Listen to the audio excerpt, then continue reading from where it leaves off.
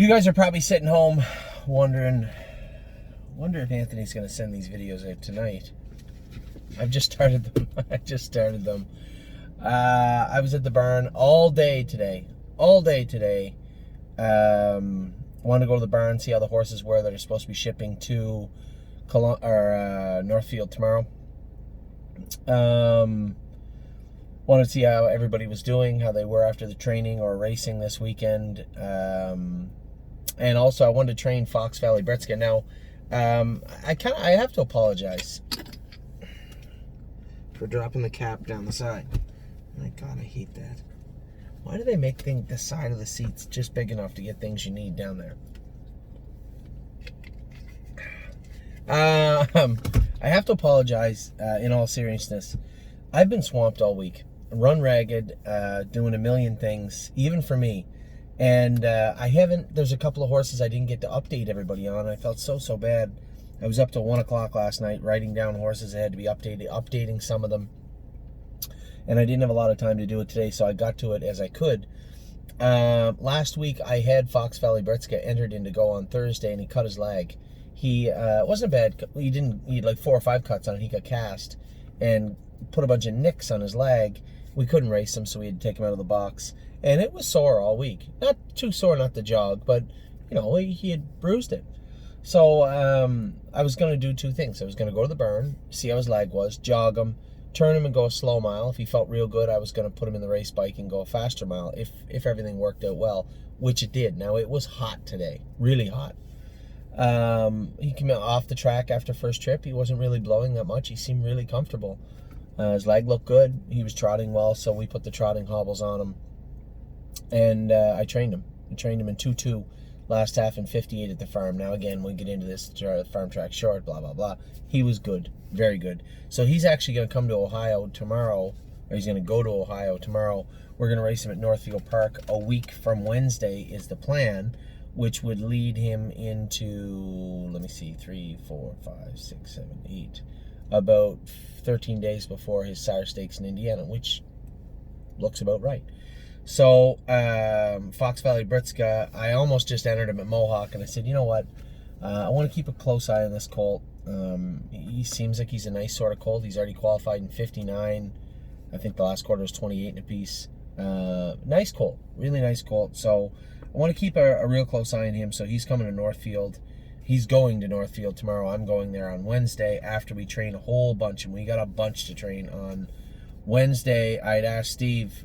Steve's our resident technician of getting our horses entered into train, and I asked him, well, do what you can. We need 20 spots early.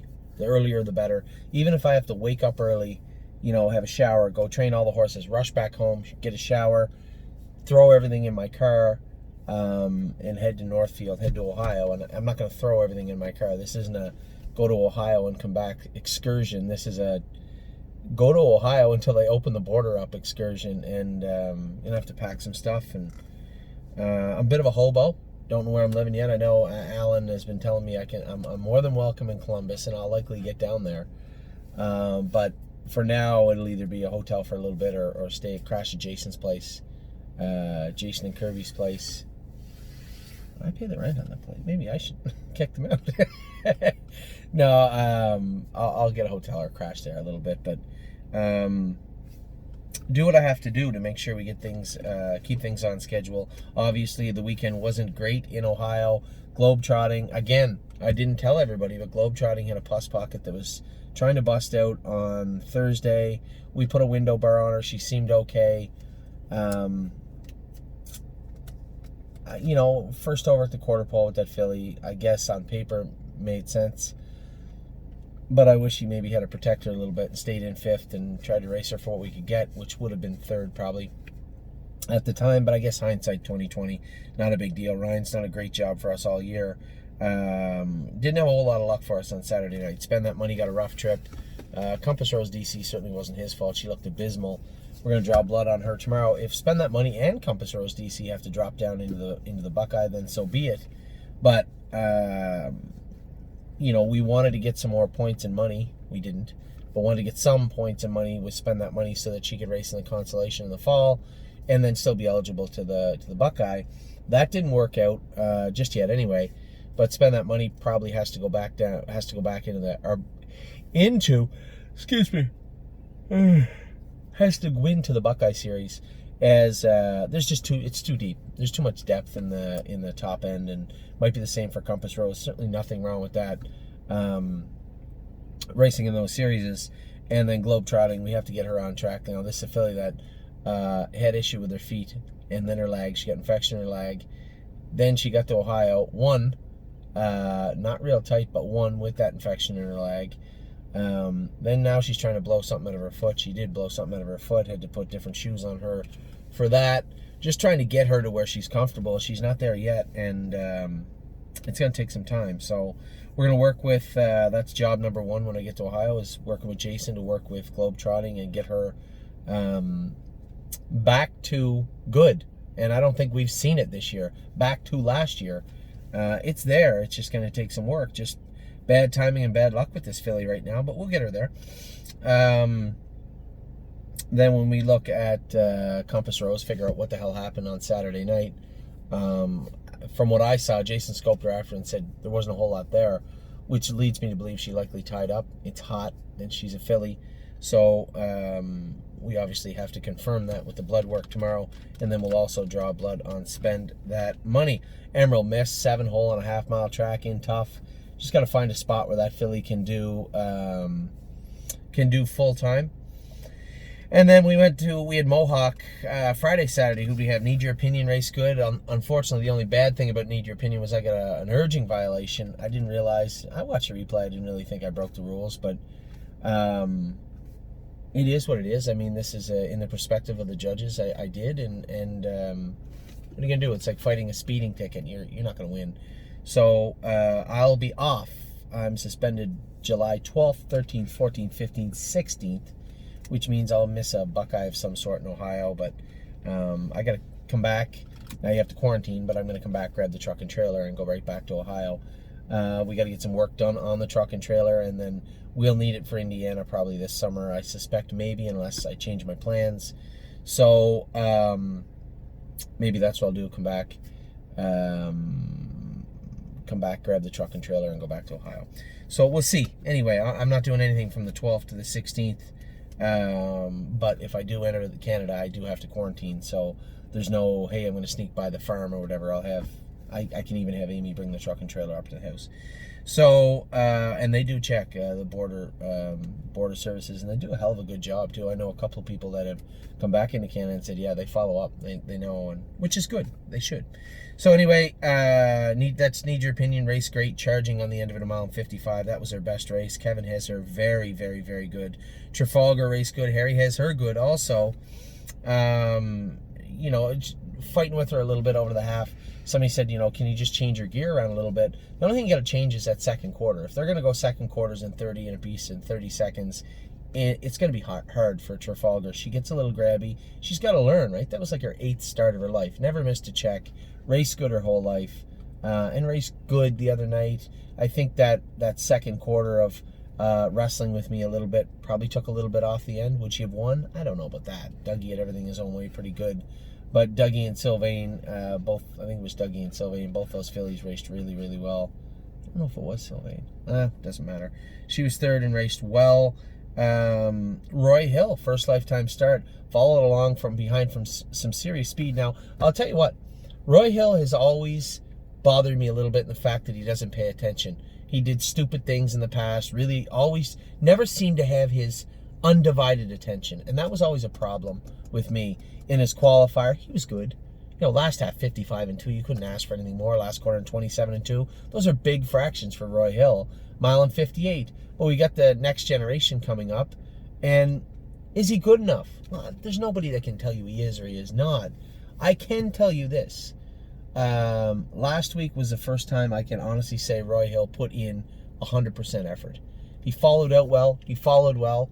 You know, we had the 10-hole, so I was following the 1. He followed the 1 horse out well, sat behind him, then the 1 horse was the favorite, moved to the front, behaved very well and paced as hard as he could the entire mile. Mile 1:55 and 2 last quarter, and 27 and 2 or 3 last half 56 and a bit. but he was very, very good. I was impressed with Roy Hill on last week. Very impressed with Roy Hill. So I think we're we're in a good position with him heading into the next generation next Saturday at Scioto. He leaves tomorrow for Northfield Park. Miss Brampton Beast, I thought she put forth her best effort ever. As far as trying, she's always felt like she was a cheater a little bit. She always held back a little bit. She felt like she worked as hard as she could the other night. I was happy with her performance. And then Kevin scoped her anyway, and there was a little mucus in there. So Miss Brampton Beast has definitely turned into a pretty decent 3-year-old. So another great job by Kevin with her. And then last night we saw Zeb Sunshine and Watch Avenue just simply outmatched. They just aren't good enough to be in the grassroots. I thought Zeb raced well. You know, he's 2 or 3 starts from being able to tangle with them. Watch Avenue's got to put, you know, he's a big boy.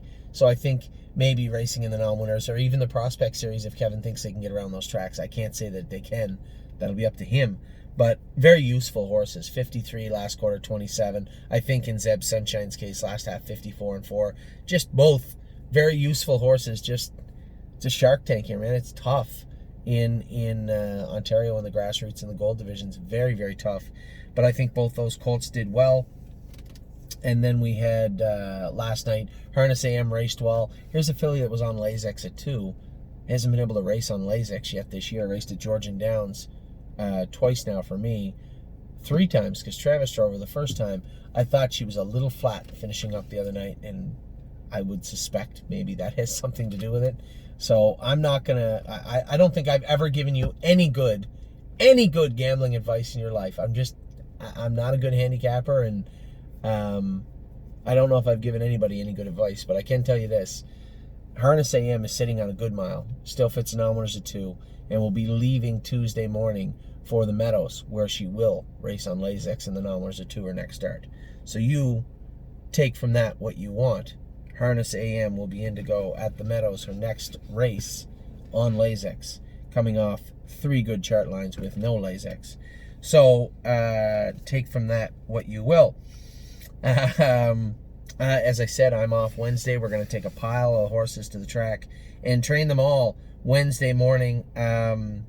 Roy Hill and Wellandown leave tomorrow. They'll be racing in the next generation next Saturday at Scioto Downs. Wellandown training 57 on Thursday morning, and Roy Hill paced in 55 that evening or Friday evening, whichever it was. Both horses look like they're as good as they can be and as sharp as they can be coming in. Wellandown, I trained her. It's the first time I sat behind her in a while. James had Cavill Hanover, and I followed him. I popped out and beat him at the wire. She never put a ripple in. Never tightened a line, but never put a ripple in, and we were pacing all the way down the lane. So hopefully those aluminum shoes we put on her fixed that little ripple that we saw in the past, the one that caused the break, her last qualifier, and one that we've seen before training down. I personally did not see any wrinkles in her at all, and that's pretty good considering they've been there all the way along training down. So very happy with her. I just got to watch Arctic Force race a little while ago. Mark, I told Mark if you fire him up, he's a little grabby. 26.54 in a piece. He cut the favorite loose, and then he stopped in his face around the last turn. Mark fished him out, and he was closing fourth. I asked Jeff Byron and Mark the same question. Very simple. Can he do? Both resounding absolutely yes. He'll be fine. Very happy with what I saw from Arctic Force today. So I'm just going over a ton of stuff to look at. Horses that have to be entered, horses that have to be raced. Where are we going to race them? When are they going to be in to go? And I'm getting these questions from everybody also. If you have a non-winners of 2 trotter, you feel our pain. We can't get them in right now. This is the biggest reason that our Pennsylvania horses are leaving and going to the Meadows, is because we can't get them in here. You know, Rooney Blue Chip's been waiting for 2 weeks to get raced.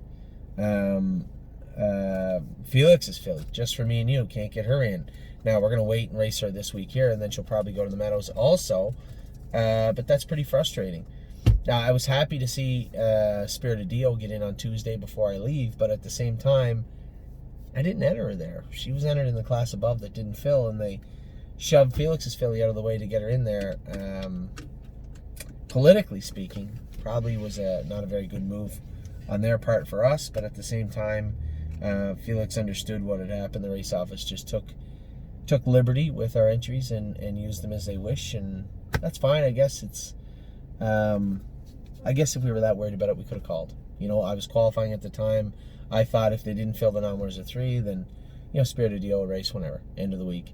And instead, they took her entry because she had a better date than Felix's filly and stuffed her in the non-winners of 2. Felix's filly can race on Friday, but now Spirit of Dio is coming off a 54 qualifier 7 days ago, and Felix's filly has to wait 2 weeks to get in. That's a little frustrating. I feel that. We're trying to shuffle everybody around now to make sure they get raced. But this week is going to be extra stressful for me. Getting the horses trained, getting them in to go, getting them raced, getting them situated at proper trainers. There's still a number of horses here that don't have trainers. So that's what Amy and I are doing right after these videos, are moving the horses around, moving the caretakers around, the riders around, to make sure the horses are all in the right place heading into this week. We have no free lunch. We'll be racing in the Gold. Only no free lunch in the Gold on Friday. Where We Welcome is entered in an overnight on Thursday, as is One My Heart Hanover. I know because I literally just entered them. Monday we have Beef and Cheddar, Blue Monk, First Glance, and Adrenaline Rush will be in the Grassroots for sure on Monday.